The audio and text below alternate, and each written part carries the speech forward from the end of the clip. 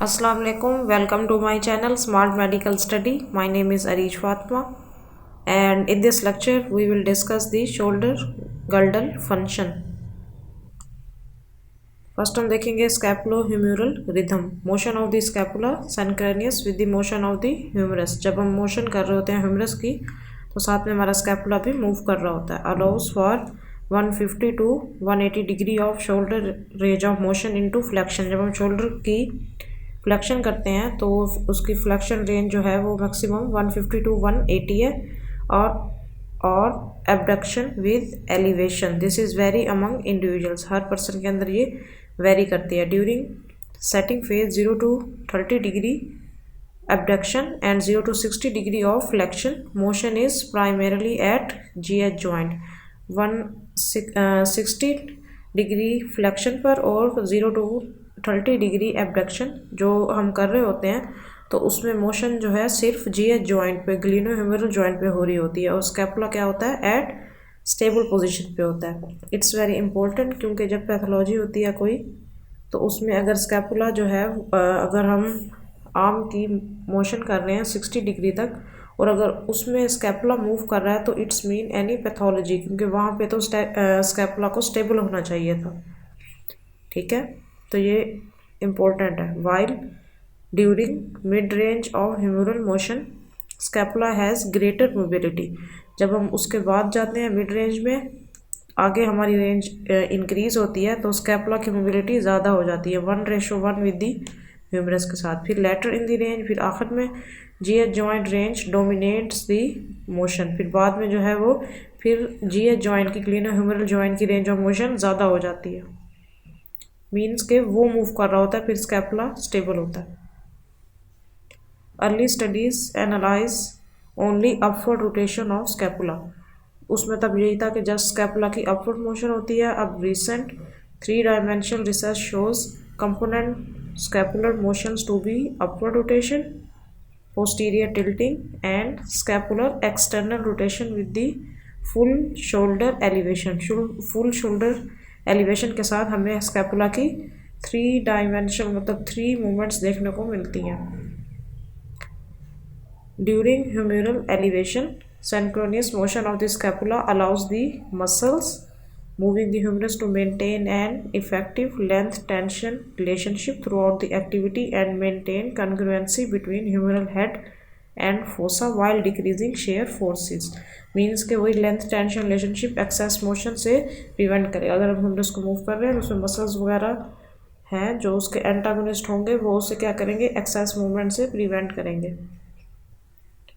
Upper and lower trapezius and serratus anterior muscle create upward rotation of scapula. ये motion कौन से motion करवाते हैं स्कैपुला की, अपवर्ड रोटेशन ऑफ स्कैपुला. अगर कोई वीकनेस होगी या कंप्लीट पैरालिसिस होगा of this muscle result in scapula rotates downward by contracting deltoid and supraspinatus. और डेल्टॉइड और सुप्रास्पाइनेटस की क्या होगी, कंट्रक्शन होगी एज एबडक्शन और flexion is attempt. These two muscles reach active insufficiency and functional elevation of arm cannot be reached. इससे क्या होगा, इन दो मसल्स की एक्टिव इंसुफिशेंसी हो जाएगी ट्रेपेजियस और स्ट्रेटस एंटीरियर की, और क्या होगा, एलिवेशन ऑफ आर्म नहीं होगी. Even there is normal strength in shoulder abductor and flexor muscles. अगर इवन के शोल्डर एबडक्टर्स और फ्लेक्सर्स की स्ट्रेंथ नॉर्मल होगी. During elevation of humerus pectoralis minor lengthen as scapula rotates upward. जब scapula upward rotate करता है pectoralis minor क्या होता है, lengthen हो जाता है. retracts and tips posteriorly. restriction of scapular motion. अगर restriction है scapular motion की during humerus elevation, अगर हम humerus को elevate कर रहे हैं from a शॉल्टर पेक्टोरालिस माइनर और साथ में पेक्टोरालिस माइनर भी जो है वो शॉल्टर हुआ है, result in pattern similar to seen in patient with impingement syndrome and could be a risk factor for development of syndrome.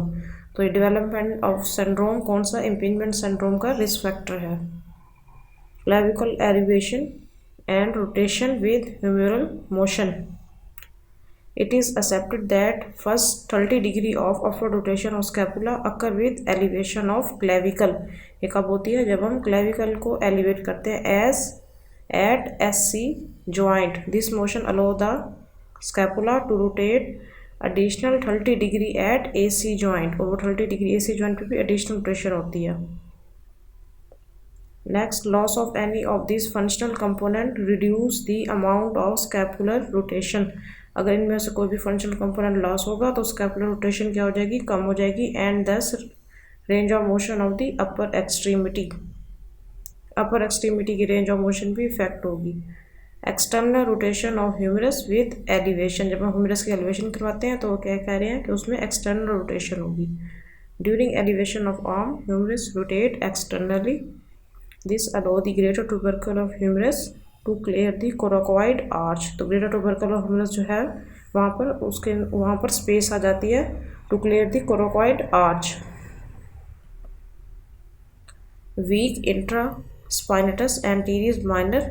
अगर वीक इंफ्रास्पाइनेटस है, टीरिस माइनर या उनमें इनएडिक्वेट एक्सटर्नल रोटेशन है तो उससे भी क्या हो सकता है? May result in impingement of soft tissues की इम्पिंजमेंट हो सकती है in the supra humeral space and causes pain, inflammation and the loss of function.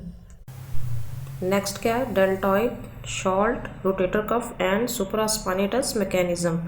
अब इसका हम रिलेशन देखेंगे क्या होता है. Most of force produce by deltoid cause upward translation of humerus. Deltoid का जो वर्क होता है वो क्या होता है? फंक्शन क्या होता है? Upward translation of humerus.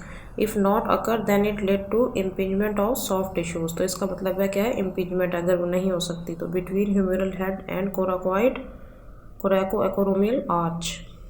Combined effect of short rotator cuff muscle produce stabilising compression and downward movement of humerus in glenoid. अगर शॉर्ट रोटेटर कफ है तो क्या होगा? उसके अंदर डाउनवर्ड मूवमेंट ऑफ ह्यूमरस हो जाएगी in deltoid. Combined action of deltoid and short rotator result in balance of forces that elevate the humerus and control the humerus head. Deltoid और short rotators का काम क्या है? बैलेंस ऑफ फोर्सेस और elevate करते हैं ह्यूमरस हेड को and control. Deltoid का वैसे फंक्शन क्या होता है? Abducts the arm. Supraspinatus muscle has stabilising, compressive and slightly upward translation effect on humerus during arm elevation. During arm elevation पे सुप्रास्पाइनेटस का क्या काम होता है? Upward translation effect on humerus. It function with deltoid.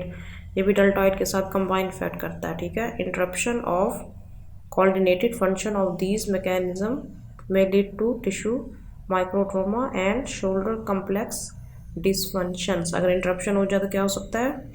माइक्रोट्रोमा हो सकता है tissues में या शोल्डर कम्प्लेक्स डिसफंक्शन हो सकता है. नेक्स्ट अब है रेफर्ड पेन कि कौन कौन सी शोल्डर की ऐसी पेन होती है जो कि शायद किसी सिस्टम से आ रही हो और वो शोल्डर रीजन पे हमारे आ रही हो. तो दिस इज़ रेफर्ड पेन. उस ऑर्गन वाली साइड पे पेन नहीं होती, वहाँ से अवे होती है. एंड नर्व इंजरीज कौन कौन सी हैं? Referred pain may be due to peripheral nerve injuries in shoulder, thoracic outlet syndrome, complex region pain syndrome. Common sources of referred pain in shoulder region. Shoulder region में common sources of referred pain कौन सी हैं? अगर cervical spine की बात की जाए तो vertebral joint between C3 and C4 और between C4 and C5. Nerve root की बात की जाए तो C4 में भी और C5. Referred pain from related tissues. Dermatome C4 is over the deltoid to tip of shoulder. Dermatome C5 is over deltoid. तो deltoid रीजन को सप्लाई कर रहा होता है एंड लेटरल आर्म. हार्ट की अगर बात की जाए तो अगर हार्ट में पेन है तो वो हमारे left axilla and pectoral region तक आ रहा होता है. Diaphragm pain perceived in the upper trapezius region. तो इन सब ऑर्गन्स का पेन जो है वो हमारे रेफर्ड पेन के थ्रू का हमारे अपर एक्सट्रीमिटी तक जा रहा होता है. तो हम उसमें डिफ्रेंशिएट करना भी बहुत ज़रूरी है कि अदर ये पेन मस्कुलोस्केलेटल है या सिस्टेमिक है. Gall bladder pain perceived in tip of shoulder and scapular region. Nerve disorders in shoulder girdle region. Nerve disorders कौन कौन से हो सकते हैं? Brachial plexus in thoracic outlet, common site for compression इसकी कौन सी है? Scalene triangle and costoclavicular space and under the coracoid process and pectoralis minor, ये साइड्स हैं इसकी कंप्रेशन की। Suprascapular nerve in suprascapular notch, this injury occur from either direct compression, या अगर कंप्रेशन हो गया डायरेक्ट, और फ्रॉम नर्व स्ट्रेच, या स्ट्रेच आ गया such as carrying heavy bags over the shoulder, तो वहाँ से क्या हो सकती है? नर्व कंप्रेशन हो सकती है या स्ट्रेच हो सकती है वो। Radial nerve in axilla, compression occur from continual pressure, या कॉन्टिन्यूअल प्रेशर आ रहा है जब हम क्या कर रहे होते हैं? When leaning on axillary crutches, तो उसमें क्या हो सकता है? रेडियल नर्व कंप्रेशन हो सकती है। अब हम देखते हैं management of shoulder disorders and surgeries.